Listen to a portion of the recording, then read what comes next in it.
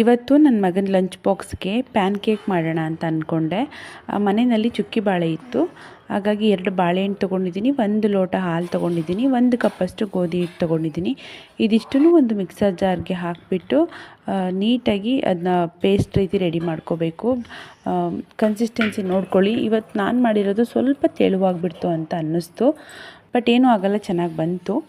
ನಾನು ಮಾಮೂಲಿ ದೋಸೆ ಹಾಕ್ತೀವಲ್ಲ ತವ, ಅದಕ್ಕೆ ಸ್ವಲ್ಪ ಎಣ್ಣೆ ಸವರ್ಬಿಟ್ಟು ಅದ್ರ ಮೇಲೆ ಪುಟ್ ದೋಸೆ ಥರ ಹಾಕಿಬಿಟ್ಟಿದ್ದೀನಿ. ಮತ್ತು ಅದಕ್ಕೆ ಇವತ್ತು ನಾನು ಹನಿನ ಹಾಕಿ ಬಾಕ್ಸ್ಗೆ ರೆಡಿ ಮಾಡಿದ್ದೀನಿ. ಹಾಗೆ ಇನ್ನೊಂದು ಬಾಕ್ಸ್ಗೆ ಕಿತ್ತಳೆ ಹಣ್ಣು ಹಾಕಿದ್ದೀನಿ.